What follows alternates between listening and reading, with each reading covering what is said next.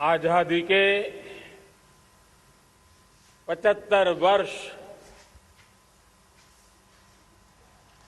पूर्ण होने पर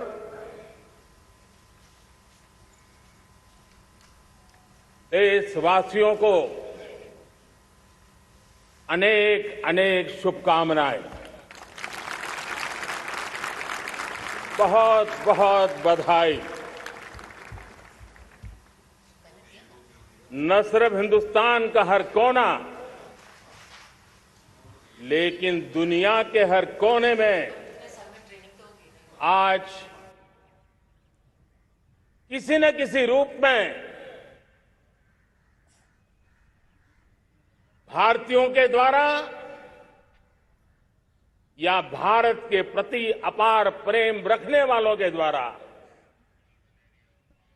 विश्व के हर कोने में यह हमारा तिरंगा आन बान शान के साथ लहरा रहा है। मैं विश्व भर में फैले हुए भारत प्रेमियों को, भारतीयों को आजादी के इस अमृत महोत्सव की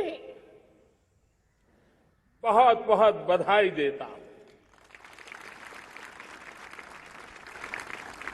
आज का ये दिवस ऐतिहासिक दिवस है। एक पुण्य पड़ाव, एक नई राह, एक नए संकल्प और नए सामर्थ्य के साथ कदम बढ़ाने का ये शुभ अवसर है।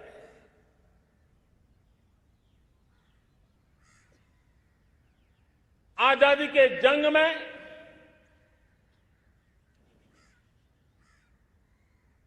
गुलामी का पूरा कालखंड संघर्ष में बीता है। हिंदुस्तान का कोई कोना ऐसा नहीं था, कोई काल ऐसा नहीं था जब देशवासियों ने सैकड़ों सालों तक गुलामी के खिलाफ जंग न किया हो, जीवन न खपाया हो, यातनाएं न झेली हो, आहुति न दी हो। आज हम सब देशवासियों के लिए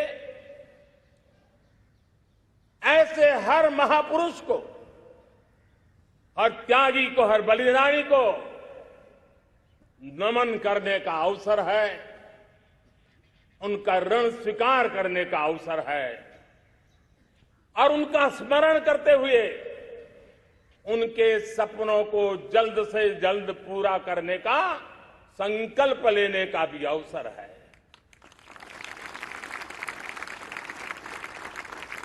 हम सभी देशवासी कृतज्ञ हैं पूज्य बापू के, नेताजी सुभाष चंद्र बोस के,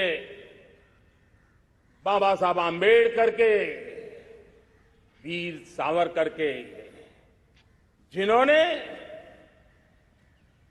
कर्तव्य पथ पर जीवन को खपा दिया। कर्तव्य पथ ही उनका जीवन पथ रहा।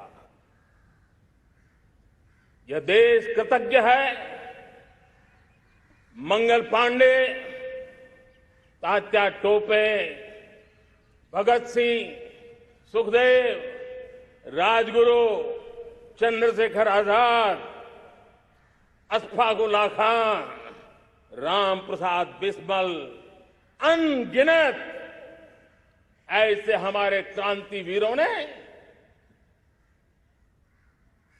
अंग्रेजों की हुकूमत की नींव हिला दी थी।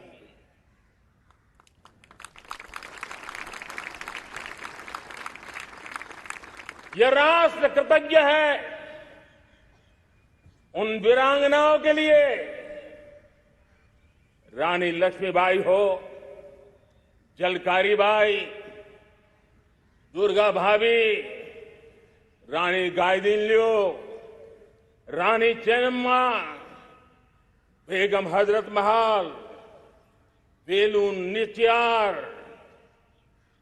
भारत की नारी शक्ति क्या होती है, भारत की नारी शक्ति का संकल्प क्या होता है, भारत की नारी त्याग और बलिदान की क्या पराकाष्ठा कर सकती है, वैसी अनगिनत वीरांगनाओं का स्मरण करते हुए हर हिंदुस्तानी गर्व से भर जाता है।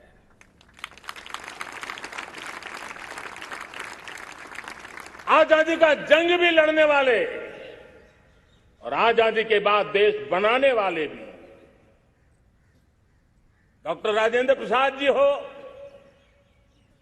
नेहरू जी हो, सरदार वल्लभ भाई पटेल, श्यामा प्रसाद मुखर्जी, लाल बहादुर शास्त्री, दीनदयाल उपाध्याय, जयप्रकाश नारायण, राम मनोहर लोहिया, आचार्य विनोबा भावे, नानाजी देशमुख, सुब्रमण्यम भारती, अनगिनत ऐसे महापुरुषों को आज नमन करने का अवसर है।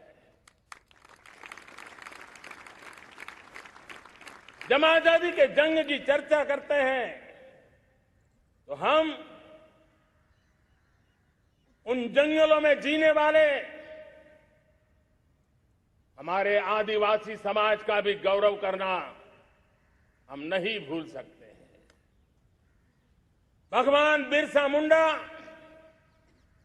सिद्धो कान्हू, अल्लूरी सीताराम राजू, गोविंद गुरु, अनगिनत नाम है जिन्होंने आजादी के आंदोलन की आवाज बन करके दूर सुदूर जंगलों में भी मेरे आदिवासी भाई बहनों में, माताओं में, युवकों में मातृभूमि के लिए जीने मरने की प्रेरणा जगाई। ये देश का सौभाग्य रहा है कि आजादी के जंग के कई रूप रहे हैं और उसमें एक रूप वो भी था जिसमें नारायण गुरु हो, स्वामी विवेकानंद हो, महर्षि अरविंदो हो, गुरुदेव रविंद्रनाथ टैगोर हो, ऐसे अनेक महापुरुष हिंदुस्तान के हर कोने में, हर काल में भारत की चेतना को जगाते रहे, भारत को चेतनवंत बनाते रहे। अमृत महोत्सव के दौरान देश ने पूरे एक साल से हम देख रहे हैं, 2021 में दांडी यात्रा से प्रारंभ हुआ, स्मृति दिवस को संवरते हुए हिंदुस्तान के हर जिले में, हर कोने में देशवासियों ने आजादी के अमृत महोत्सव के लक्षावधि कार्यक्रम किए। शायद इतिहास में इतना विशाल, व्यापक, लंबा एक ही मकसद का उत्सव मनाया गया हो, वो शायद ये पहली घटना हुई होगी। और हिंदुस्तान के हर कोने में उन सभी महापुरुषों को याद करने का प्रयास किया गया जिनको किसी न किसी कारणवश इतिहास में जगह न मिली या उनको भुला दिया गया था। आज देश ने खोज खोज करके हर कोने में ऐसे वीरों को, महापुरुषों को, त्यागियों को, बलिदानियों को, सत्याग्रहियों को याद किया, नमन किया। अमृत महोत्सव के दरमियान इन सभी महापुरुषों को नमन करने का अवसर रहा। कल 14 अगस्त को भारत ने विभाजन विभीषिका स्मृति दिवस भी बड़े भारी मन से हृदय के गहरे गांवों को याद करते हुए उन कोटि कोटि जनों ने बहुत कुछ सहन किया था, तिरंगे की शान के लिए सहन किया था, मातृभूमि की मिट्टी से मोहब्बत के कारण सहन किया था और धैर्य नहीं खोया था। भारत के प्रति प्रेम ने नई जिंदगी की शुरुआत करने का उनका संकल्प नमन करने योग्य, प्रेरणा पाने योग्य है। आज जब हम आजादी का अमृत महोत्सव मना रहे हैं तो पिछले 75 साल में देश के लिए जीने मरने वाले, देश की सुरक्षा करने वाले, देश के संकल्पों को पूरा करने वाले, चाहे सेना के जवान हो, पुलिस के कर्मी हो,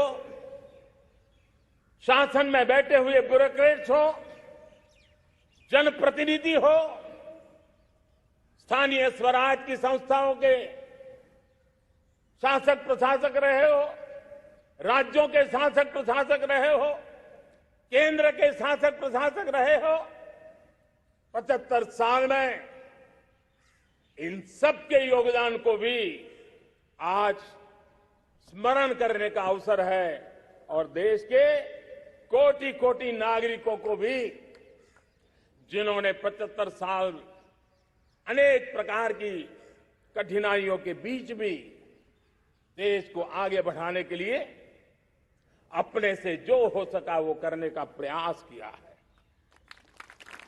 मेरे प्यारे देशवासियों, 75 साल की हमारी ये यात्रा अनेक उतार चढ़ाव से भरी हुई है। सुख दुख की छाया मंडराती रही है और इसके बीच भी हमारे देशवासियों ने उपलब्धियां की है, पुरुषार्थ किया है, हार नहीं मानी है, संकल्पों को ओझल नहीं होने दिया है। और इसलिए, और ये भी सच्चाई है कि सैकड़ों सालों के गुलामी के कालखंड ने भारत के मन को, भारत के मानवीय की भावनाओं को गहरे घाव किए थे, गहरी चोटें पहुंचाई थी, लेकिन उसके भीतर एक जिद्द भी थी, एक जिजीविषा भी थी, एक जुनून भी था, एक जोम भी था। और उसके कारण अभावों के बीच में भी, उपहास के बीच में भी, और जब आजादी का जंग अंतिम चरण में था तो देश को डराने के लिए, निराश करने के लिए, हताश करने के लिए सारे उपाय किए गए थे। अगर आजादी आई, अंग्रेज चले जाएंगे तो देश टूट जाएगा, बिखर जाएंगे, लोग अंदर अंदर लड़ करके मर जाएंगे, कुछ नहीं बचेगा, अंधकार युग में भारत चला जाएगा।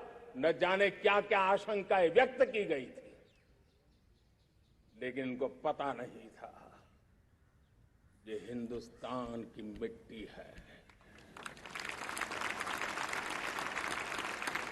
इस मिट्टी में वो सामर्थ्य है जो शासकों से भी परे सामर्थ्य का एक अंतर प्रभार लेकर के जीता रहा है, सदियों तक जीता रहा है। और उसी का परिणाम है, हमने क्या कुछ नहीं झेला।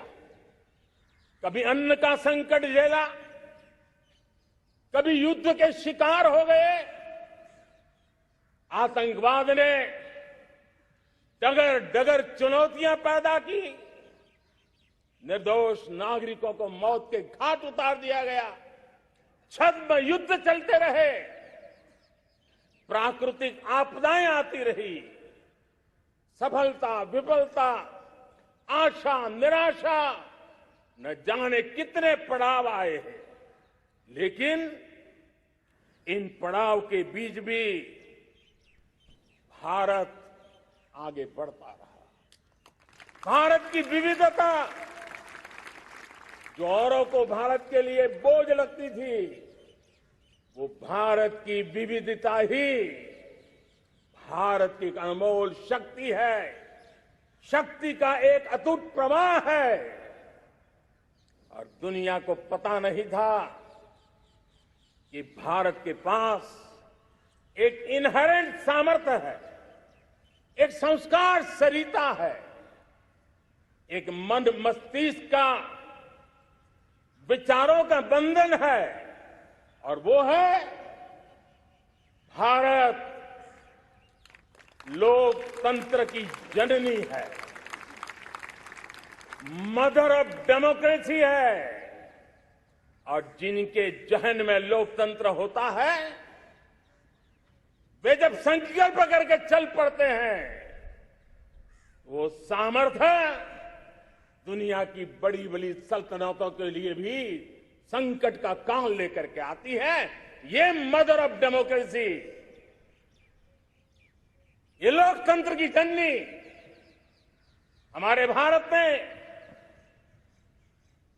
सिद्ध कर दिया कि हमारे पास ये एक अनमोल सामर्थ्य है। मेरे प्यारे देशवासियों, 75 साल की यात्रा में आशाएं, अपेक्षाएं, उतार चढ़ाव सब कुछ के बीच में हर एक के प्रयास से हम जहां तक पहुंच पाए थे, पहुंचे थे। और 2014 में देशवासियों ने मुझे दायित्व दिया। आजादी के बाद जन्मा हुआ मैं पहला व्यक्ति था जिसको लाल किले से देशवासियों का गौरवगान करने का अवसर मिला था।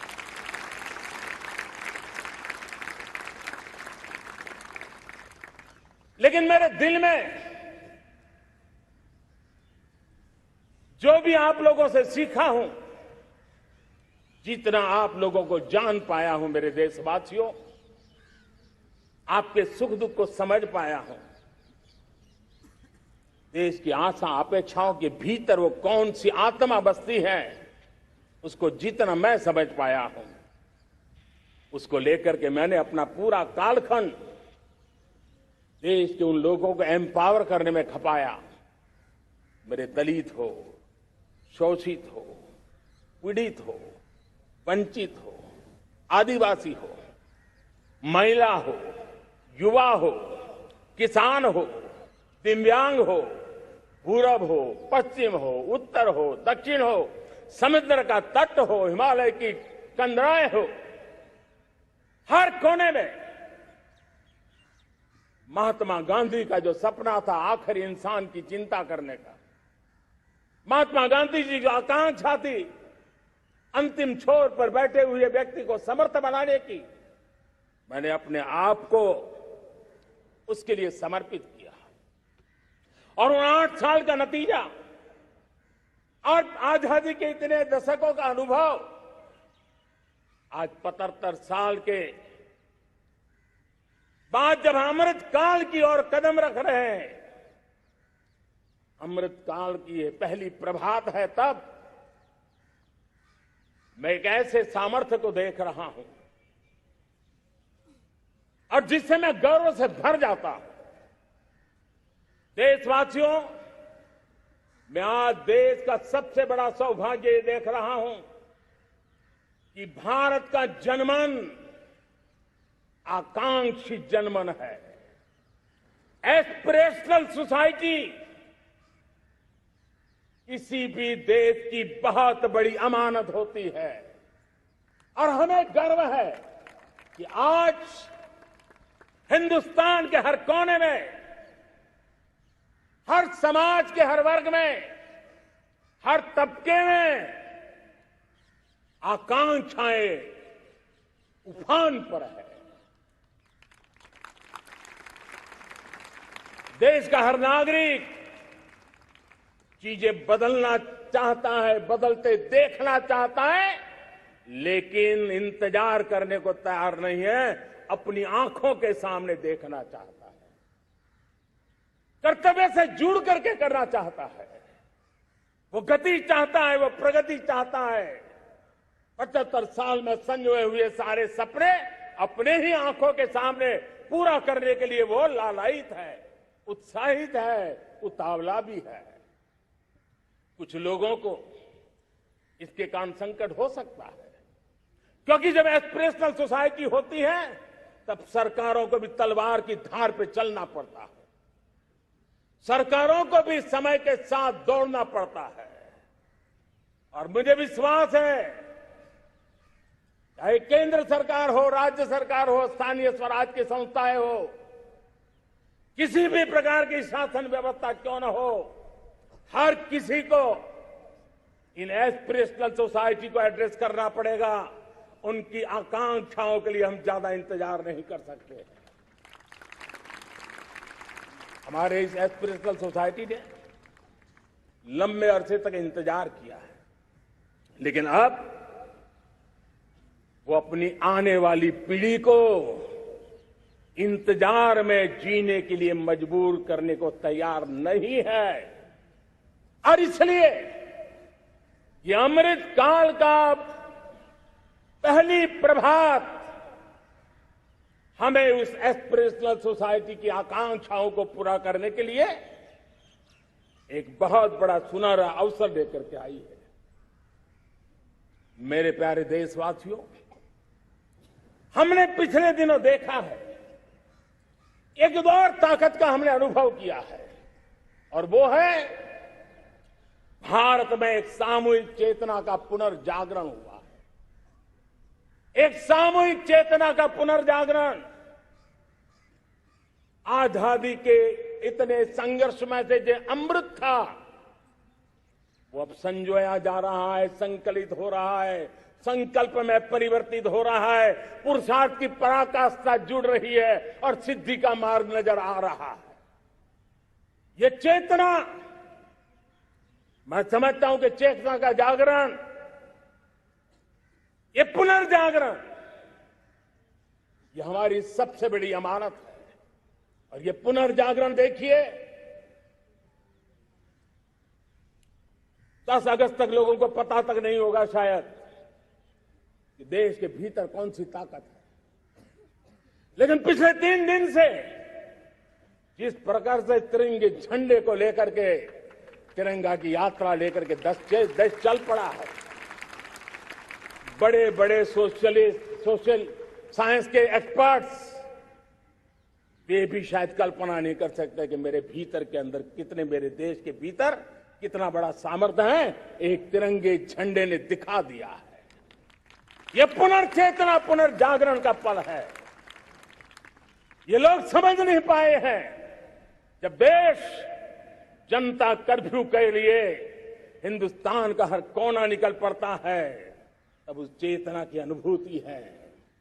जब देश ताली थाली बजा करके कोरोना वॉरियर के साथ कंधे से कंधा मिला करके खड़ा हो जाता है, तब चेतना की अनुभूति होती है। जब दिया जला करके कोरोना वॉरियर की शुभकामना देने के लिए देश निकल पड़ता है, तब उस चेतना की अनुभूति होती है। दुनिया कोरोना के कालखंड में वैक्सीन लेना या न लेना, वैक्सीन काम का है कि नहीं है, उस उलझन में जी रहा था। उस समय मेरे देश के गांव गरीब भी 200 करोड़ डोज दुनिया को चौंका देने वाला काम करके दिखा देते हैं। यही चेतना है, यही सामर्थ्य है। इस सामर्थ्य ने आज देश को एक नई ताकत दी है। मेरे प्यारे भाइयों बहनों, तीसरा एक महत्वपूर्ण सामर्थ्य मैं देख रहा हूं, जैसे एस्पिरेशनल सोसाइटी, जैसे पुनर्जागरण, वैसे ही आजादी के इतने दशकों के बाद पूरे विश्व का भारत की तरफ देखने का नजरिया बदल चुका है। विश्व भारत की तरफ गर्व से देख रहा है, अपेक्षा से देख रहा है।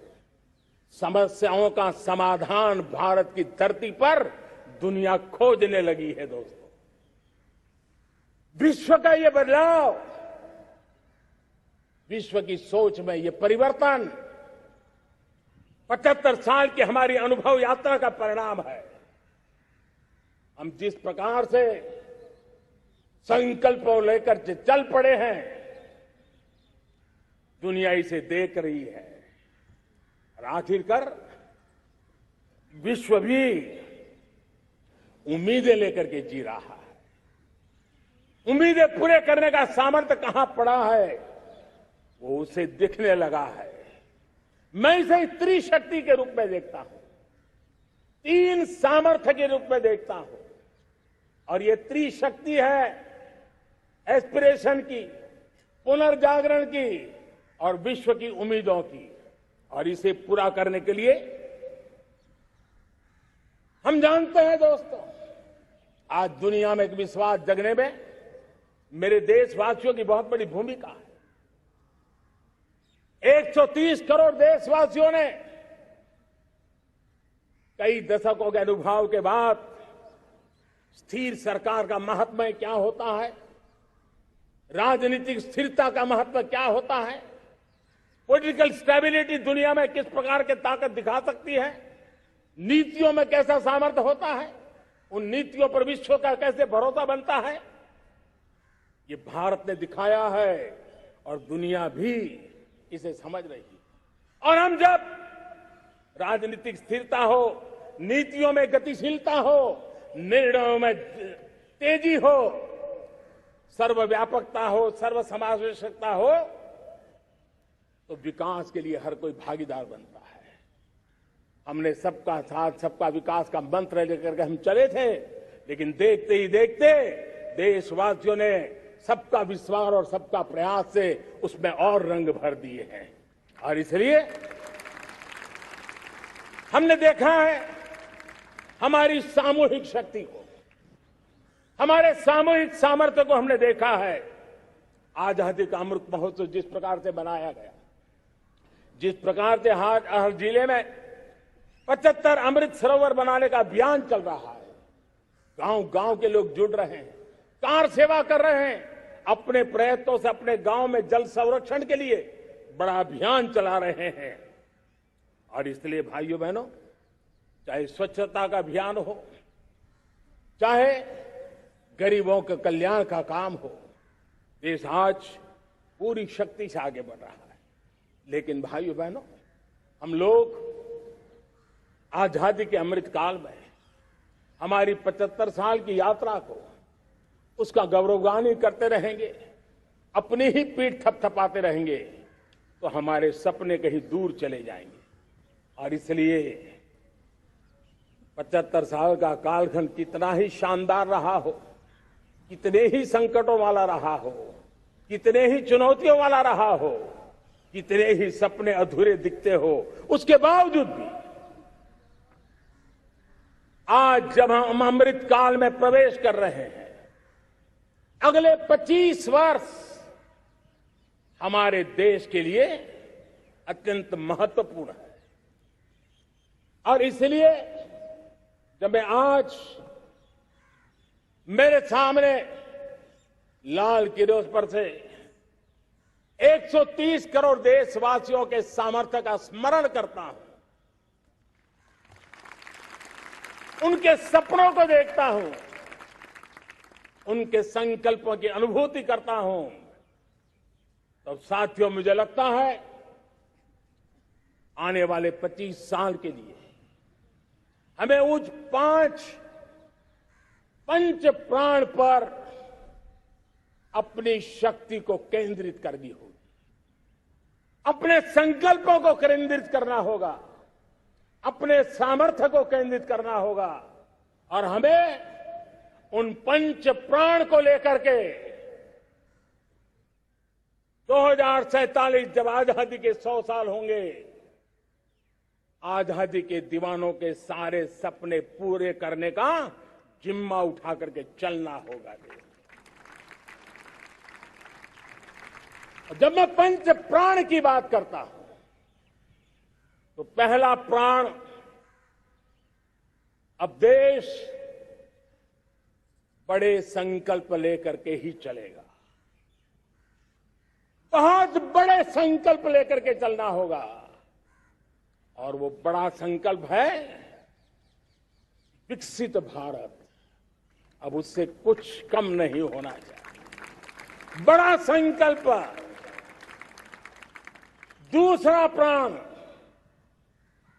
प्राण है किसी भी कोने में हमारे मन के भीतर, हमारे आदतों के भीतर गुलामी का एक भी अंश अगर भी अभी भी है तो उसको किसी भी हालत में बचने नहीं देना। अब 100%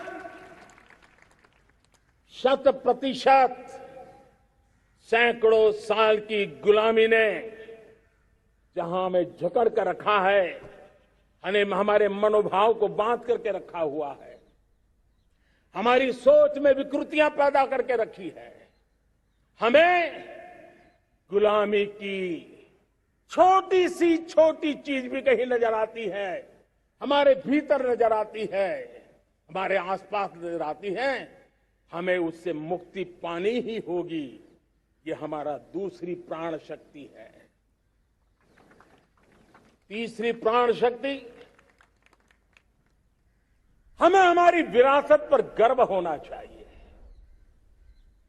हमारी विरासत के प्रति, क्योंकि यही विरासत है जिसने कभी भारत को स्वर्णिम काल दिया था, और यही विरासत है जो समय को अनुकूल परिवर्तन करने की आदत रखती है। यही विरासत है जो काल बाह्य छोड़ती रही है, नित्य नूतन स्वीकारती रही है। और इसलिए इस विरासत के प्रति हमें गर्व होना चाहिए। चौथा प्राण, वो भी उतना ही महत्वपूर्ण है, और वो है एकता और एकजुटता। 130 करोड़ देशवासियों में एकता, न कोई अपना न कोई पराया। एकता की ताकत एक भारत श्रेष्ठ भारत के सपनों के लिए हमारा चौथा प्राण है। और पांचवा प्राण है नागरिकों का कर्तव्य। नागरिकों का कर्तव्य जिसमें प्रधानमंत्री भी बाहर नहीं होता है, मुख्यमंत्री भी बाहर नहीं होता है, वो भी नागरिक है। नागरिकों का कर्तव्य, ये हमारे आने वाली 25 साल के सपनों को पूरा करने के लिए एक बहुत बड़ी प्राण शक्ति है। मेरे प्यारे देशवासियों, जब सपने बड़े होते हैं,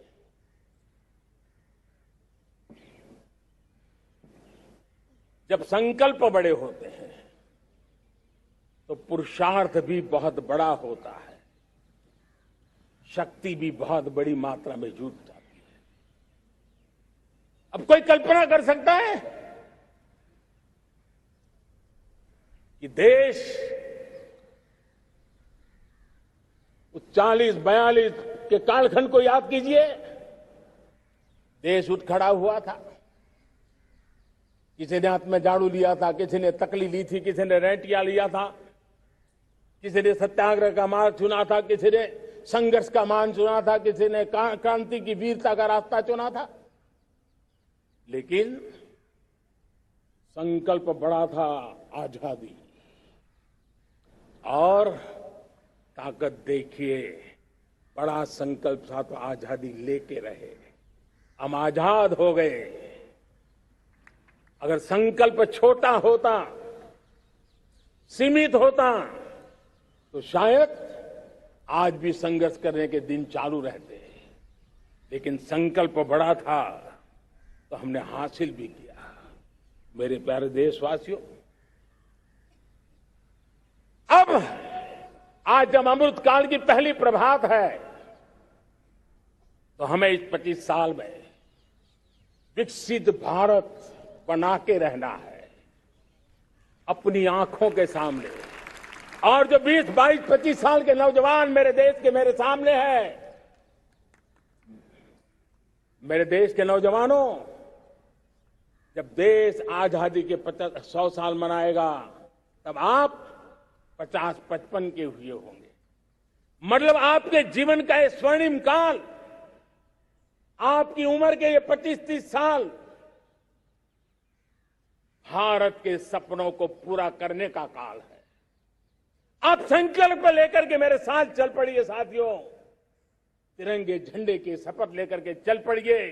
हम सब पूरी ताकत से लगे आए। बड़ा संकल्प, मेरा देश विकसित देश होगा, डेवलप कंट्री होगा। विकास के हर पैरामीटर में हम मानव केंद्रीय व्यवस्था को विकसित करेंगे। हमारे केंद्र में मानव होगा, हमारे केंद्र में के मानव की आशा आकांक्षाएं होगी। हम जानते हैं भारत जब बड़े संकल्प करता है तो करके भी दिखाता है। जब मैंने यहां स्वच्छता की बात कही थी मेरे पहले भाषण में, देश चल पड़ा, जिससे जहां हो सका स्वच्छता की ओर आगे बढ़ा और गंदगी के प्रति नफरत एक स्वभाव बनता गया। यही तो देश है जिसने इसको करके दिखाया है और कर भी रहा है, आगे भी कर रहा है। यही तो देश है जिसने वैक्सीनेशन, दुनिया दुविधा में थी, 200 करोड़ का लक्ष्य पार कर लिया, समय सीमा में कर लिया, पुराने सारे रिकॉर्ड तोड़ के कर लिया। ये देश कर सकता है। हमने तय किया था देश को, खाड़ी के तेल पर हम गुजारा करते हैं, झाड़ी के तेल की ओर कैसे बढ़े। 10% इथेनॉल ब्लेंडिंग का सपना बड़ा लगता था, पुराना इतिहास बताता था संभव नहीं है, लेकिन समय से पहले 10% इथेनॉल ब्लेंडिंग करके देश ने इस सपने को पूरा कर दिया। भाइयों बहनों, 2.5 करोड़ लोगों को इतने कम समय में बिजली कनेक्शन पहुंचाना छोटा काम नहीं था, देश ने करके दिखाया। लाखों परिवारों के घर में जल से नल, नल से जल, नल से जल पहुंचाने का काम आज देश तेज गति से कर रहा है। खुले में शौच से मुक्ति भारत के अंदर आज संभव हो पाया है। मेरे प्यारे देशवासियों, अनुभव कहता है कि एक बार हम सब संकल्प लेकर के चल पड़े तो हम निर्धारित लक्ष्यों को पार कर सकते हैं। रिन्यूएबल एनर्जी का लक्ष्य हो, देश में नए मेडिकल कॉलेज बनाने का इरादा हो, डॉक्टरों की तैयारी करवानी हो, हर क्षेत्र में पहले से गति बहुत बड़ी है। और इसलिए मैं कहता हूं, अब आने वाले 25 साल बड़े संकल्प के हो। यही हमारा प्राण, वही हमारा प्रण भी होना चाहिए। दूसरी बात मैंने कही है, उस प्राण शक्ति की मैंने चर्चा की है कि गुलामी की मानसिकता। देश की सोचिए भाइयों, कब तक दुनिया हमें सर्टिफिकेट बांटती रहेगी? कब तक दुनिया के सर्टिफिकेट पर हम गुजारा करेंगे? क्या हम अपने मानक नहीं बनाएंगे? क्या 130 करोड़ का देश अपने मानकों को पार करने के लिए पुरुषार्थ नहीं कर सकता है? हमें किसी भी हालत में औरों के जैसा दिखने की कोशिश करने की जरूरत नहीं है। हम जैसे हैं वैसे, लेकिन सामर्थ्य के साथ खड़े होंगे, ये हमारा मिजाज होना चाहिए। हमें गुलामी से मुक्ति चाहिए। हमारे मन के भीतर दूर दूर 7 समंदर के नीचे भी गुलामी का तत्व नहीं बच रहना चाहिए। और मैं आशा देखता हूं, जिस प्रकार से नई राष्ट्रीय शिक्षा नीति बनी है, जिस मंथन के साथ बनी है, कोटि कोटि लोगों के विचार प्रवाह को संकलित करते हुए बनी है, और भारत की धरती की जमीन से जुड़ी हुई शिक्षा नीति बनी है। रसखस हमारी धरती के मिले हैं। हमने जो कौशल्य पर बल दिया है, ये एक ऐसा सामर्थ्य है जो हमें गुलामी से मुक्ति की ताकत देगा। हमने देखा है कभी कभी तो हमारी टैलेंट भाषा के बंधनों में बन जाती है। यह गुलामी की मानसिकता का परिणाम है। हमें हमारे देश की हर भाषा पे गर्व होना चाहिए। वो हमें भाषा आती हो या ना आती हो, लेकिन मेरे देश की भाषा है, मेरे पूर्वजों ने दुनिया को दी हुई ये भेंट सौगात है, हमें गर्व होना चाहिए। मेरे साथियों, आज डिजिटल इंडिया का रूप हम देख रहे हैं, स्टार्टअप देख रहे हैं। कौन लोग हैं? ये वो टैलेंट है जो टियर 2, टियर 3 सिटी में किसी गांव गरीब के परिवार में बसे हुए लोग हैं। ये हमारे नौजवान है जो आज नई नई खोज के साथ दुनिया के सामने आ रहे हैं।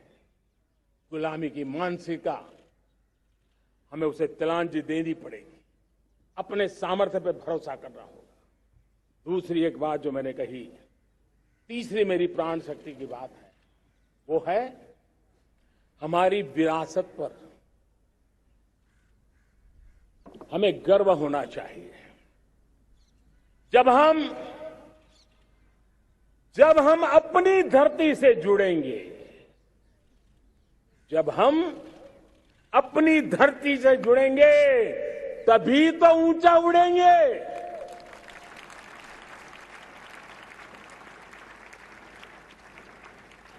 और जब हम ऊंचा उड़ेंगे तो हम विश्व को भी समाधान दे पाएंगे।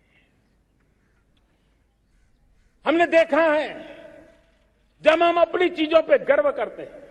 आज दुनिया होलिस्टिक हेल्थ केयर की चर्चा कर रही है, लेकिन जब होलिस्टिक हेल्थ केयर की चर्चा करती है तो उसकी नजर भारत के योग पर जाती है, भारत के आयुर्वेद पर जाती है, भारत की होलिस्टिक लाइफस्टाइल के पर जाती है।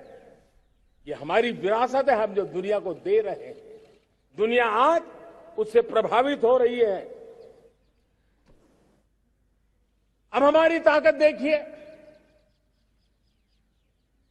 हम वो लोग हैं जो प्रकृति के साथ जीना जानते हैं, प्रकृति को प्रेम करना जानते हैं। आज विश्व पर्यावरण की जो समस्याओं से जूझ रहा है, हमारे पास वो विरासत है। ग्लोबल वार्मिंग की समस्याओं के समाधान का रास्ता हम लोगों के पास है, हमारे पूर्वजों ने दिया हुआ है। जब हम लाइफस्टाइल की बात करते हैं, एनवायरमेंट फ्रेंडली लाइफस्टाइल की बात करते हैं, हम लाइफ मिशन की बात करते हैं, तो दुनिया का ध्यान आकर्षित करते हैं। हमारे पास एक सामर्थ्य है। हमारा बड़ा धान, मोटा धान, मिलेट, हमारे यहां तो घर घर की चीज रही है। ये हमारी विरासत है। हमारे छोटे किसानों के परिश्रम से छोटी छोटी जमीन के टुकड़ों में फलने फूलने वाली हमारे धान। आज दुनिया अंतर्राष्ट्रीय स्तर पर मिलेट ईयर मनाने के लिए आगे बढ़ रही है। मतलब हमारी विरासत को आज दुनिया, हम उस पर गर्व करना सीखे। हमारे पास दुनिया को बहुत कुछ देना है। हमारे फैमिली वैल्यूज, विश्व के सामाजिक तनाव की जब चर्चा हो रही है, व्यक्तिगत तनाव की चर्चा होती है तो लोगों को योग दिखता है, सामूहिक तनाव की बात होती है तब भारत की पारिवारिक व्यवस्था दिखती है। संयुक्त परिवार की एक पूंजी सदियों से हमारी माताओं बहनों के त्याग बलिदान के कारण परिवार नाम की जो व्यवस्था विकसित हुई, ये हमारी विरासत है। इस विरासत पर हम गर्व कैसे करें? हम तो वो लोग हैं जो जीव में भी शिव देखते हैं। हम वो लोग हैं जो नर में नारायण देखते हैं। हम वो लोग हैं जो नारी तो नारायणी कहते हैं। हम वो लोग हैं जो पौधे में परमात्मा देखते हैं। हम वो लोग हैं जो नदी को मां मानते हैं। हम वो लोग हैं जो हर कंकर में शंकर देखते हैं। यह हमारा सामर्थ्य है। हर नदी में मां का रूप देखते हैं। पर्यावरण की इतनी व्यापकता, विशालता, ये हमारा गौरव। हम विश्व के सामने जब खुद गर्व करेंगे तो दुनिया करेगी। भाइयों बहनों, हम वो लोग हैं जिसने दुनिया को वसुधैव कुटुंबकम का मंत्र दिया। हम वो लोग हैं जो दुनिया को कहते हैं एकम सत विप्रहा वदंती, आज जो होलियर देन दाऊ का जो संकट चल रहा है, तुझसे बड़ा मैं हूं, ये जो तनाव का कारण बना हुआ है, दुनिया को एकम सत विप्रादा बहुधा वदंती का ज्ञान देने वाली विरासत हमारे पास है। जो कहते हैं सत्य एक है, जानकार लोग उसको अलग अलग तरीके से कहते हैं। ये गौरव हमारा है। हम लोग हैं जो कहते हैं यत पिंडे तद ब्रह्मांडे। कितनी बड़ी सोच है। जो ब्रह्मांड में है वो हर जीव मात्र में है। यत पिंडे तद ब्रह्मांडे, ये कहने वाले हम लोग हैं। हम वो लोग हैं जितने दुनिया का कल्याण देखा है। हम जन कल्याण से जग कल्याण के राही रहे हैं। जन कल्याण से जग कल्याण की राह पर चलने वाले हम लोग जब दुनिया की कामना करते हैं तब कहते हैं सर्वे अपनी सुखिनो सन्तु सर्वे सन्तु निरामया। सबके सुख की बात, सबके आरोग्य की बात करना, ये हमारी विरासत है। और इसलिए हम बड़ी शान के साथ हमारी इस विरासत का गर्व करना सीखें। ये प्राण शक्ति है हमारी, जो हमें 25 साल के सपनों पूरा करने के लिए जरूरी है। उसी प्रकार से मेरे प्यारे देशवासियों, एक और महत्वपूर्ण विषय है एकता, एकजुटता। इतने बड़े देश को, उसकी विविधता को हमें सेलिब्रेट करना है। इतने पंथ परंपराएं, ये हमारे आन बान शान है। कोई नीचा नहीं, कोई ऊंचा नहीं है, सब बराबर है। कोई मेरा नहीं, कोई पराया नहीं, सब अपने हैं। ये भाव एकता के लिए बहुत जरूरी है। घर में भी एकता की नींव तभी रखी जाती है जब बेटे बेटी एक समान हो। अगर बेटे बेटी एक समान नहीं होंगे तो एकता के मंत्र नहीं गूंज सकते हैं। जेंडर इक्वलिटी हमारी एकता के लिए पहली शर्त। जब हम एकता की बात करते हैं, अगर हमारे एक ही पैरामीटर हो, एक ही मानदंड हो, जिस मानदंड को हम कहें इंडिया फर्स्ट, मैं जो कुछ भी कर रहा हूं, जो भी सोच रहा हूं, जो बोल रहा हूं, इंडिया फर्स्ट के अनुकूल है, एकता का रास्ता खुल जाएगा। दोस्त, हमें एकता से बांधने का वो मंत्र है, हमें इसको पकड़ना है। मुझे पूरा विश्वास है कि हम समाज के अंदर ऊंच नीच के भेदभावों से, मेरे तेरे के भेदभावों से हम सबकी पुजारी बने। श्रमेव जयते कहते हैं हम, श्रमिक का सम्मान, ये हमारा स्वभाव होना चाहिए। लेकिन भाइयों बहनों, मैं लाल किले से मेरी एक पीड़ा और कहना चाहता हूं। ये दर्द मैं कहे बिना नहीं रह सकता। मैं जानता हूं कि शायद लाल किले का विषय नहीं हो सकता, लेकिन मेरे भीतर का दर्द मैं कहां कहूंगा। देशवासियों के सामने नहीं कहूंगा तो कहां कहूंगा। और वो है किसी न किसी कारण से हमारे अंदर एक ऐसी विकृति आई है, हमारी बोलचाल में, हमारे व्यवहार में, हमारे कुछ शब्दों में, हम नारी का अपमान करते हैं।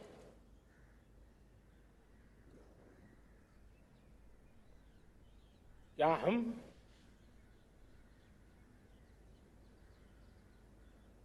स्वभाव से, संस्कार से, रोजमर्रा की जिंदगी में नारी को अपमानित करने वाली हर बात से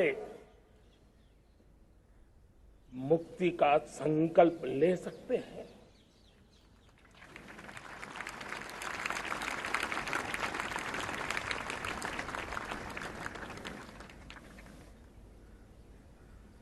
नारी का गौरव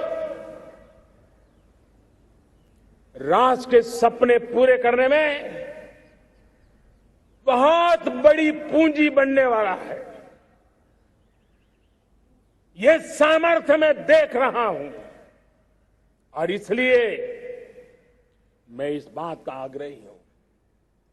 मेरे प्यारे देशवासियों, मैं 5वीं प्राण शक्ति की बात करता हूं और वो 5वीं प्राण शक्ति है नागरिक का कर्तव्य। दुनिया में जिन जिन देशों ने प्रगति की है, जिन जिन देशों ने कुछ अचीव किया है, व्यक्तिगत जीवन में भी जिसने अचीव किया है, कुछ बातें उभर करके सामने आती हैं। एक, अनुशासित जीवन। दूसरा, कर्तव्य के प्रति समर्पण। व्यक्ति की जीवन की सफलता हो, समाज की हो, परिवार की हो, राष्ट्र की हो, ये मूलभूत मार्ग है, ये मूलभूत प्राण शक्ति है। और इसलिए हमें कर्तव्य पर बल देना ही होगा। यह शासन का काम है कि बिजली 24 घंटे पहुंचाने के लिए प्रयास करे, लेकिन ये नागरिक का कर्तव्य है कि जितनी ज्यादा यूनिट बिजली बचा सकते बचाएं। हर खेत में पानी पहुंचाना सरकार की जिम्मेवारी है, सरकार का प्रयास है, लेकिन पर ड्रॉप मोर क्रॉप, पानी बचाते हुए आगे बढ़ना, मेरे हर खेत से आवाज उठनी चाहिए।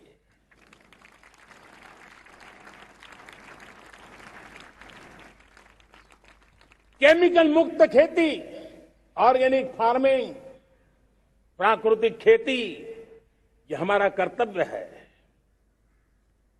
साथियों, चाहे पुलिस हो या पीपल हो, शासक हो या प्रशासक हो, ये नागरिक कर्तव्य से कोई अछूता नहीं हो सकता है। हर कोई अगर नागरिक के कर्तव्यों को निभाएगा तो मुझे विश्वास है कि हम इच्छित लक्ष्य को प्राप्त करने में समय से पहले सिद्धि प्राप्त कर सकते हैं। मेरे प्यारे देशवासियों, आज महर्षि अरविंदो की जन्म जयंती भी है। मैं उस महापुरुष के चरणों में नमन करता हूं, लेकिन हमें उस महापुरुष को याद करना होगा जिन्होंने कहा था, स्वदेशी से स्वराज, स्वराज से सुराज। ये उनका मंत्र है। हम सबको सोचना होगा कि हम कब तक दुनिया के और लोगों पर निर्भर रहेंगे। क्या हमारे देश का अन्न की आवश्यकता हो, हम आउटसोर्स कर सकते हैं क्या? जब देश ने तय कर लिया कि हमारा पेट हम खुद भरेंगे, देश ने करके दिखाया कि नहीं दिखाया? एक बार संकल्प लेते हैं तो होता है दोस्त। और इसलिए आत्मनिर्भर भारत, ये हर नागरिक का, हर सरकार का, समाज के हर इकाई का ये दायित्व बन जाता है। ये आत्मनिर्भर भारत, ये सरकारी एजेंडा, सरकारी कार्यक्रम नहीं है। ये समाज का जन आंदोलन है जिसे हमें आगे बढ़ाना है। मेरे साथियों, आज जब ये बात हमने सुनी, आजादी के 75 साल के बाद जिस आवाज को सुनने के लिए हमारे कान तरस रहे थे, 75 साल के बाद वो आवाज सुनाई दी है। 75 साल के बाद लाल किले पर से तिरंगे को सलामी देने का काम पहली बार मेड इन इंडिया तोप ने किया है। कौन हिंदुस्तानी होगा जिसको ये बात, एक आवाज उसे नई प्रेरणा, ताकत नहीं दी? और इसलिए मेरे प्यारे भाई बहनों, मैं आज मेरे देश के सेना के जवानों का हृदय से अभिनंदन करना चाहता हूं।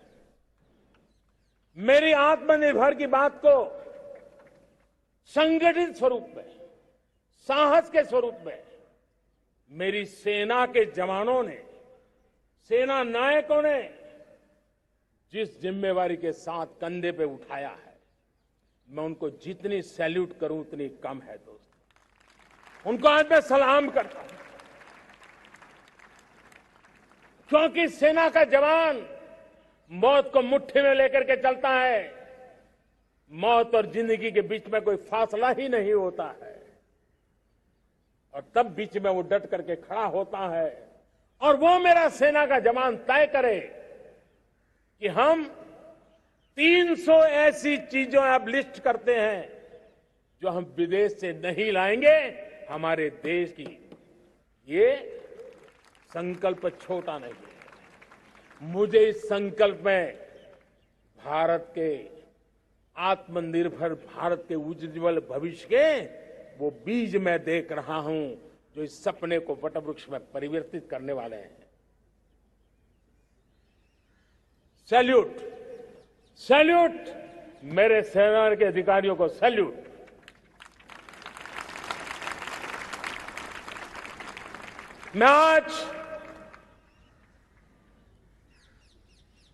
मैं मेरे छोटे छोटे बालकों को 5 साल 7 साल की आयु के बालक, उनको भी सैल्यूट करना चाहता हूं, उनको भी सलाम करना चाहता हूं। जब देश के सामने चेतना जगी, मैंने सैकड़ों परिवारों से सुना है 5-5, 7 साल के बच्चे घर में कह रहे हैं कि अब हम विदेशी खिलौने से नहीं खेलते। 5 साल का बच्चा घर में विदेशी खिलौने से नहीं खेलेंगे, ये जब संकल्प करता है ना, तब आत्मनिर्भर भारत उसकी रगों में दौड़ता है।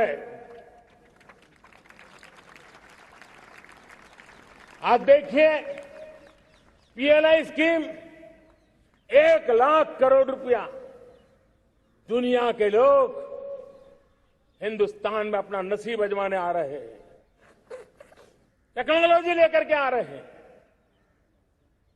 रोजगार के नए अवसर बना रहे हैं। भारत मैन्युफैक्चरिंग हब बनता जा रहा है, आत्मनिर्भर भारत की बुनियाद बना रहा है। आज इलेक्ट्रॉनिक गुड्स मैन्युफैक्चरिंग हो, मोबाइल फोन का मैन्युफैक्चरिंग हो, आज देश बहुत तेजी से प्रगति कर रहा है।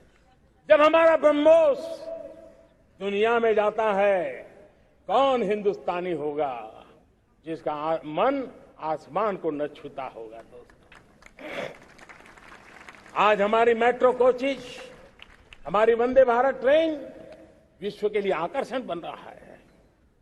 मेरे प्यारे देशवासियों, हमें आत्मनिर्भर बनना है हमारे एनर्जी सेक्टर में। हम कब तक एनर्जी के सेक्टर में किसी और पर डिपेंडेंट रहेंगे? और हमें सोलार का क्षेत्र हो, विंड एनर्जी का क्षेत्र हो, रिन्यूएबल के और भी जो रास्ते हो, मिशन हाइड्रोजन हो, बायोफ्यूल की कोशिश हो, इलेक्ट्रिक व्हीकल पर जाने की बात हो, हमें आत्मनिर्भर बन करके इन व्यवस्थाओं को आगे बढ़ाना होगा। मेरे प्यारे देशवासियों, आज प्राकृतिक खेती भी आत्मनिर्भर का एक मार्ग है। फर्टिलाइजर से जितनी ज्यादा मुक्ति, आज देश में नैनो फर्टिलाइजर के कारखाने की नई आशा लेकर के आए हैं। लेकिन प्राकृतिक खेती, केमिकल फ्री खेती आत्मनिर्भर को ताकत दे सकती है। आज देश में रोजगार के क्षेत्र में ग्रीन जॉब के नए नए क्षेत्र बहुत तेजी से खुल रहे हैं। भारत ने नीतियों के द्वारा स्पेस को खोल दिया है। ड्रोन की बहुत दुनिया में सबसे प्रगतिशील पॉलिसी लेकर के आए हैं। हमने देश के नौजवानों के लिए नए द्वार खोल दिए हैं। मेरे प्यारे भाइयों बहनों, मैं प्राइवेट सेक्टर को भी आह्वान करता हूं, आइए हमें विश्व में छा जाना है। आत्मनिर्भर भारत का ये भी सपना है कि दुनिया को भी जो आवश्यकताएं हैं उसको पूरा करने में भारत पीछे नहीं जाएगा।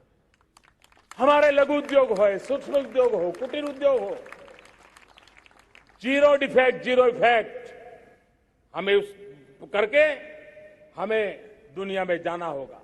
हमें स्वदेशी पर गर्व करना होगा। मेरे प्यारे देशवासियों, हम बार बार लाल बहादुर शास्त्री जी को याद करते हैं। जय जवान जय किसान का उनका मंत्र आज भी देश के लिए प्रेरणा है। बाद में अटल बिहारी वाजपेयी जी ने जय विज्ञान कह करके उसमें एक कड़ी जोड़ दी थी और देश ने उसको प्राथमिकता दी थी। लेकिन अब अमृतकाल के लिए एक और अनिवार्यता है और वो है जय अनुसंधान। जय जवान जय किसान जय विज्ञान जय अनुसंधान, इनोवेशन। और मुझे मेरे देश की युवा पीढ़ी में भरोसा है। इनोवेशन की ताकत देखिए। आज हमारा यूपीआई, भीम, हमारा डिजिटल पेमेंट, फिनटेक की दुनिया में हमारा स्थान। आज विश्व में रियल टाइम 40% अगर डिजिटल फाइनेंशियल का ट्रांजैक्शन होता है तो मेरे देश में हो रहा है। हिंदुस्तान ने ये करके दिखाया। मेरे प्यारे देशवासियों, अब हम 5G के दौर की ओर कदम रख रहे हैं। बहुत दूर इंतजार नहीं करना होगा, हम कदम मिलाने वाले हैं। हम ऑप्टिकल फाइबर गांव-गांव में पहुंचा रहे हैं। डिजिटल इंडिया का सपना गांव से गुजरेगा, ये मुझे पूरी जानकारी है।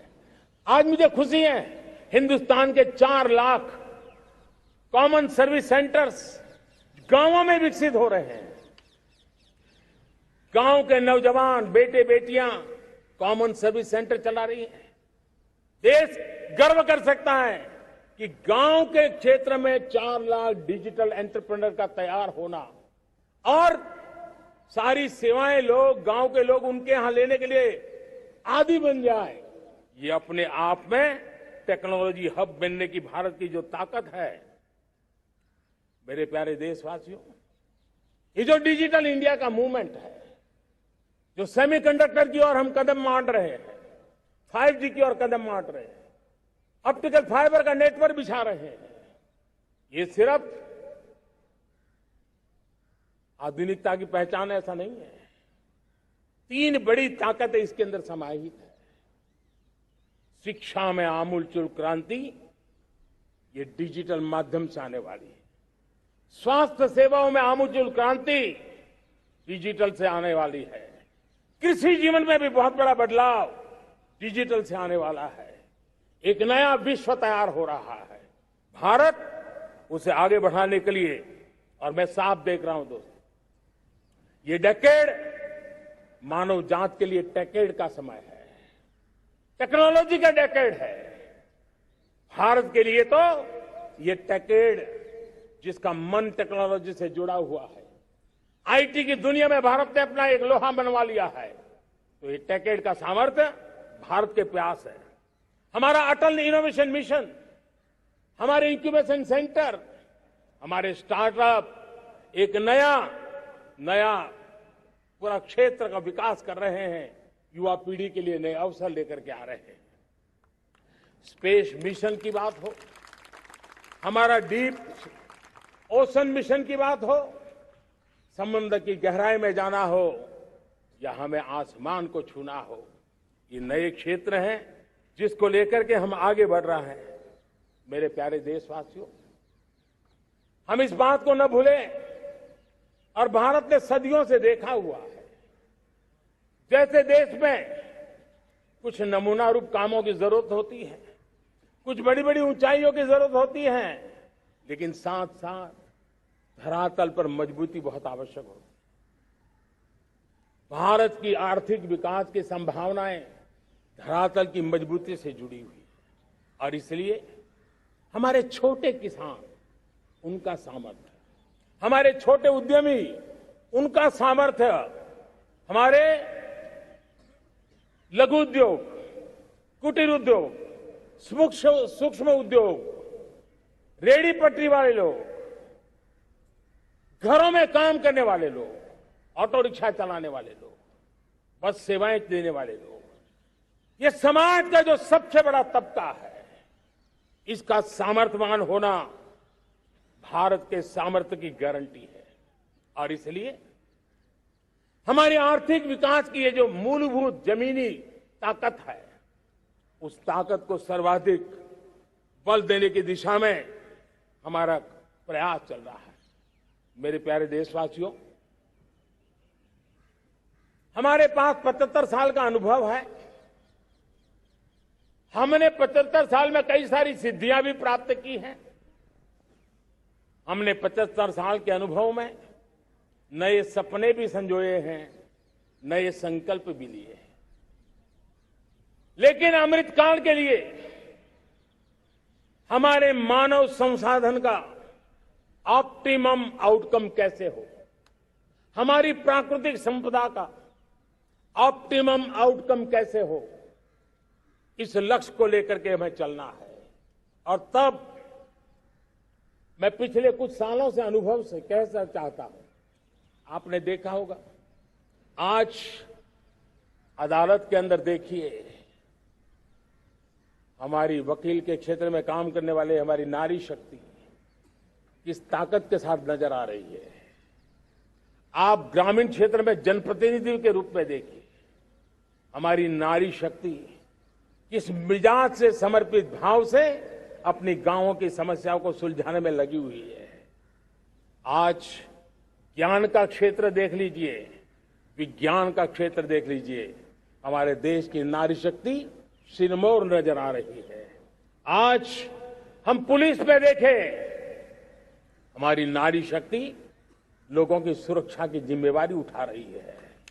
हम जीवन के हर क्षेत्र में देखें, खेलकूद का मैदान देखें या युद्ध की भूमि देखें, भारत की नारी शक्ति एक नए सामर्थ्य, नए विश्वास के साथ आगे आ रही है। मैं इसको भारत की 75 साल की जो यात्रा में जो योगदान है, उसमें अब कई गुना योगदान आने वाले 25 साल में मैं मेरी नारी शक्ति का देख रहा हूं, मेरी माताओं, बहनों का, मेरी बेटियों का देख रहा हूं। और इसलिए ये सारे हिसाब किताब से ऊपर है, सारे आपके पैरामीटर से अतिरिक्त है। हम इस पर जितना ध्यान देंगे, हम जितने ज्यादा अवसर हमारी बेटियों को देंगे, जितनी सुविधाएं हमारी बेटियों के लिए केंद्रित करेंगे, आप देखना वो हमें बहुत कुछ लौटा करके देगी। वो देश को इस ऊंचाई पर ले जाएगी। इस अमृत काल में जो सपने पूरे करने में जो मेहनत लगने वाली है, अगर हमारी नारी शक्ति की मेहनत जुड़ जाएगी, व्यापक रूप से जुड़ जाएगी, तो हमारी मेहनत कम होगी, हमारा समय सीमा भी कम हो जाएगी, हमारे सपने और तेजस्वी होंगे, और ओजस्वी होंगे, और दैदीप्यमान होंगे। और इसलिए आइए साथियों, हम जिम्मेवारियों को लेकर आगे बढ़े। मैं आज भारत के संविधान के निर्माताओं का भी धन्यवाद करना चाहता हूं, तो उन्होंने जो हमें फेडरल स्ट्रक्चर दिया है, उसके स्पिरिट को बनाते हुए, उसकी भावनाओं का आदर करते हुए हम कंधे से कंधा मिला करके इस अमृत काल में चलेंगे, तो सपने साकार होकर के रहेंगे। कार्यक्रम भिन्न हो सकते हैं, कार्यशैली भिन्न हो सकती है, लेकिन संकल्प भिन्न नहीं हो सकते। राष्ट्र के लिए सपने भिन्न नहीं हो सकते। आइए हम एक ऐसे युग के अंदर आगे बढ़े।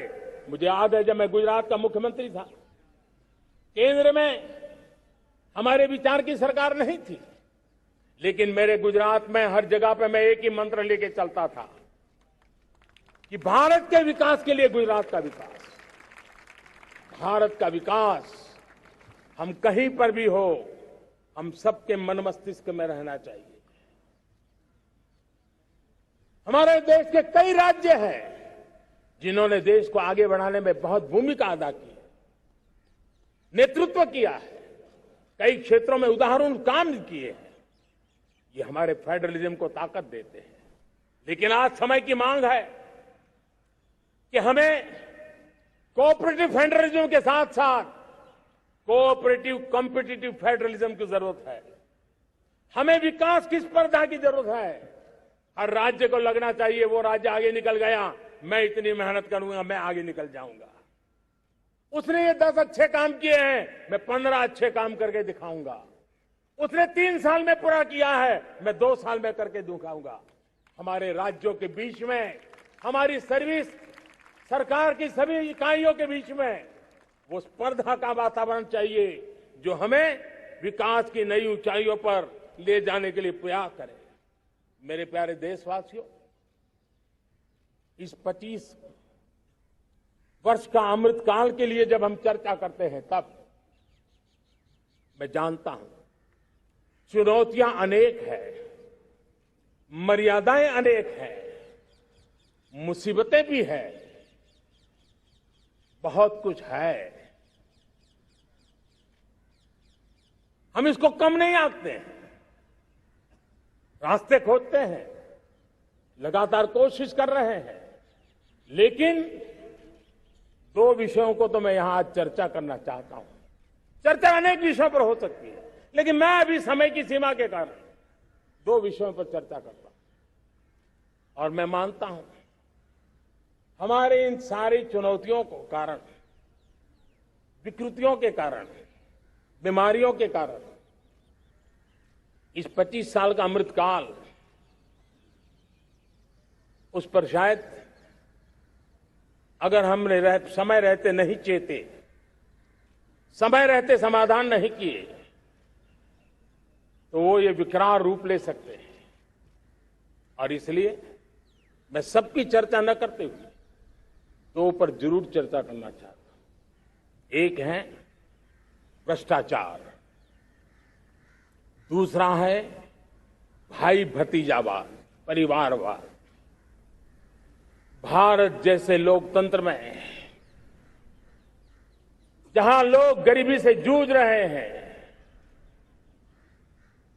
जब एक तरफ से देखते हैं कि एक तरफ वो लोग हैं जिनके पास रहने के लिए जगह नहीं है, दूसरी पर वो तरह लोग हैं जिनको अपना चोरी किया हुआ माल रखने के लिए जगह नहीं है, ये स्थिति अच्छी नहीं है। और इसलिए हमें भ्रष्टाचार के खिलाफ पूरी ताकत से लड़ना है। पिछले 8 वर्षों में डायरेक्ट बेनिफिट ट्रांसफर के द्वारा, आधार, मोबाइल, इन सारे आधुनिक व्यवस्थाओं का उपयोग करते हुए 2 लाख करोड़ रुपए जो गलत हाथों में जाते थे,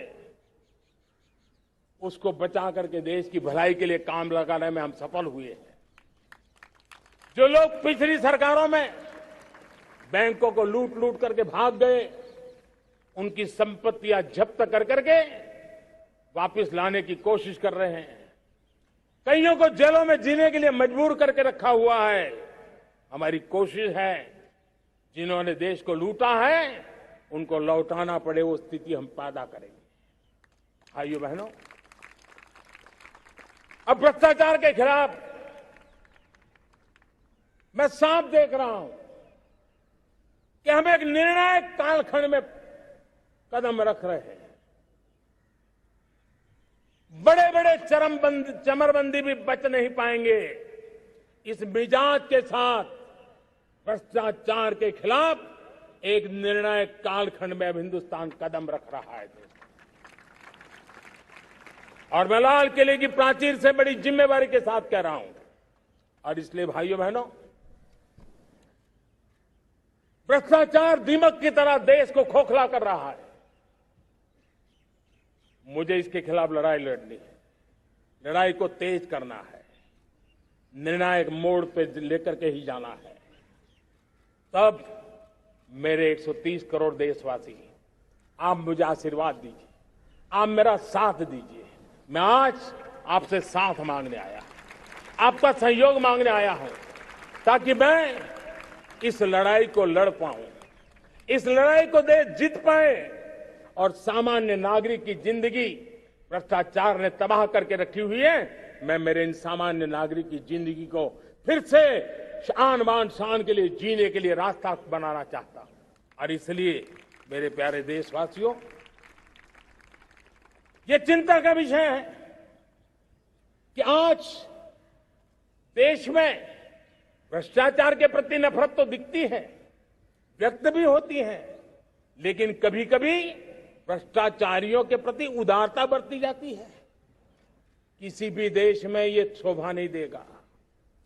और कई लोग तो इतनी बेशर्मी तक चले जाते हैं कि कोर्ट में सजा हो चुकी हो, भ्रष्टाचारी सिद्ध हो चुका हो, जेल जाना तय हो चुका हो, जेल गुजार रहे हो, उसके बावजूद भी उनका महिमा मंडन करने में लगे रहते हैं, उनकी शान शौकत में लगे रहते हैं, उनकी प्रतिष्ठा बनाने में लगे रहते हैं। अगर जब तक समाज में गंदगी के प्रति नफरत नहीं होती है, स्वच्छता की चेतना जगती नहीं है। जब तक भ्रष्टाचार और भ्रष्टाचारी के प्रति नफरत का भाव पैदा नहीं होता है, सामाजिक रूप से उसको नीचा देखने के लिए मजबूर नहीं करते, तब तक एक मानसिकता खत्म होने वाली नहीं है। और इसलिए भ्रष्टाचार के प्रति भी और भ्रष्टाचारियों के प्रति भी हमें बहुत जागरूक होने की जरूरत है। दूसरी एक चर्चा मैं करना चाहता हूं, भाई भतीजावाद। और जब मैं भाई भतीजावाद, परिवारवाद की बात करता हूं तो लोगों को लगता है मैं सिर्फ राजनीतिक क्षेत्र की बात करता हूं। जी नहीं, दुर्भाग्य से राजनीतिक क्षेत्र की उस बुराई ने हिंदुस्तान की हर संस्थाओं में परिवारवाद को पोषित कर दिया है। परिवारवाद हमारी अनेक संस्थाओं को अपने में लपेटे हुए है और उसके कारण मेरे देश की टैलेंट को नुकसान होता है, मेरे देश के सामर्थ्य को नुकसान होता है। जिनके पास अवसर की संभावनाएं हैं, वो परिवारवाद, भाई भतीजे के बाद बाहर रह जाता है। भ्रष्टाचार का भी कारण ये भी एक बन जाता है, ताकि उसका कोई भाई भतीजे के कार्य आसरा नहीं है तो लगता है चलो भाई कहीं से खरीद करके के जगह बना लूं। इस परिवारवाद से, भाई भतीजावाद से हमें हर संस्थाओं में एक नफरत पैदा करनी पड़ी होगी, जागरूकता पैदा करनी होगी, तब हम हमारी संस्थाओं को बचा पाएंगे। संस्थाओं के उज्जवल भविष्य के लिए बहुत आवश्यक है। उसी प्रकार से राजनीति में भी परिवारवाद ने देश के सामर्थ्य को सबसे ज्यादा अन्याय किया है।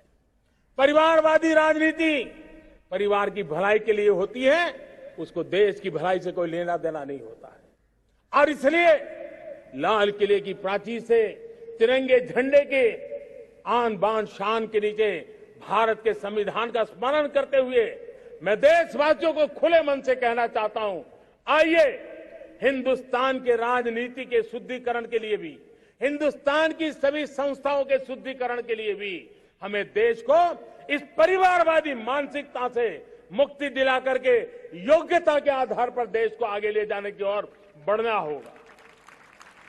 यह अनिवार्यता है, वरना हर किसी का मन कुंठित रहता है कि मैं उसके लिए योग्य था, मुझे नहीं मिला क्योंकि मेरा कोई चाचा, मामा, पिता, दादा, दादी, नाना, नानी कोई वहां थे नहीं। ये मनस्थिति किसी भी देश के लिए अच्छी नहीं। मेरे देश के नौजवानों, मैं आपके उज्जवल भविष्य के लिए, आपके सपनों के लिए, मैं भाई भतीजावाद के खिलाफ लड़ाई में आपका साथ चाहता हूं। परिवारवादी राजनीति के खिलाफ लड़ाई में मैं आपका साथ चाहता हूं। ये संवैधानिक जिम्मेवारी मानता हूं मैं, ये लोकतंत्र की जिम्मेवारी मानता हूं मैं, ये लाल किले के प्राचीर से कही गई बात की ताकत में मानता हूं और इसलिए मैं आज आपका अवसर चाहता हूं। हमने देखा पिछले दिनों खेलों में, ऐसा तो नहीं है कि देश के पास पहले प्रतिभाएं नहीं रही होंगी, ऐसा तो नहीं है कि खेलकूद की दुनिया में हिंदुस्तान के नौजवान, हमारे बेटे बेटियां कुछ कर नहीं सकते, लेकिन सिलेक्शन भाई भतीजेवाद की चैनल से गुजरते थे और उसके कारण वो खेल के मैदान तक, उस देश तक तो पहुंच जाते थे। जीत हार से उन्हें लेना देना नहीं था, लेकिन जब ट्रांसपेरेंसी आई, योग्यता के आधार पर खिलाड़ियों का चयन होने लगा, पूर्ण पारदर्शिता से खेल के मैदान में सामर्थ्य का सम्मान होने लगा, आज देखिए दुनिया में खेल के मैदान में भारत का तिरंगा फहरता है, भारत का राष्ट्रगान गाया जाता है, गर्व होता है और परिवारवाद से मुक्ति होती है, भाई भतीजावाद से मुक्ति होती है, तो ये नतीजे आते हैं। मेरे प्यारे देशवासियों, ये ठीक है, चुनौतियां बहुत हैं। अगर इस देश के सामने करोड़ों संकट है तो करोड़ों समाधान भी है, और मेरा 130 करोड़ देशवासियों पर भरोसा है। 130 करोड़ देशवासी निर्धारित लक्ष्य के साथ, संकल्प के प्रति समर्पण के साथ, जब 130 करोड़ देशवासी एक कदम आगे रखते हैं ना, तो हिंदुस्तान 130 करोड़ कदम आगे बढ़ जाता है। इस सामर्थ्य को लेकर के हमने आगे बढ़ना है। इस अमृत काल में, जब ये अमृत काल की पहली बेला है, पहली प्रभात है, हमें आने वाले 25 साल को एक पल भी भूलना नहीं है। एक एक दिन, समय का प्रत्येक क्षण, जीवन का प्रत्येक कण मातृभूमि के लिए जीना, और तभी आजादी के दीवानों को हमारी सच्ची श्रद्धांजलि होगी। तभी 75 साल तक देश को यहां तक पहुंचाने में जिन जिन लोगों ने योगदान किया, उनका पुण्य स्मरण हमें काम आएगा। मैं देशवासियों से आग्रह करते हुए, नई संभावनाओं को संजोते हुए, नए संकल्पों को पार करते हुए, आगे बढ़ने का विश्वास लेकर के आज अमृत काल का आरंभ करते हैं। आजादी का अमृत महोत्सव अब अमृत काल की दिशा में पलट चुका है, आगे बढ़ चुका है। तब इस अमृत काल में सबका प्रयास अनिवार्य है। सबका प्रयास ही परिणाम लाने वाला है। टीम इंडिया की भावना ही देश को आगे बढ़ने वाली है। 130 करोड़ देशवासियों की ये टीम इंडिया एक टीम के रूप में आगे बढ़ करके सारे सपनों को साकार करेंगी। इसी पूरे विश्वास के साथ मेरे साथ बोलिए, जय हिंद,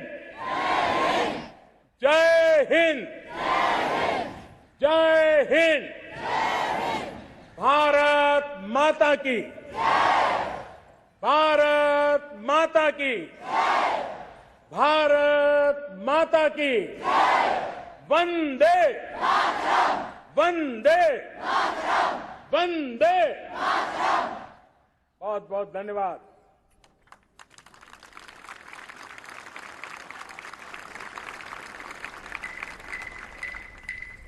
Jai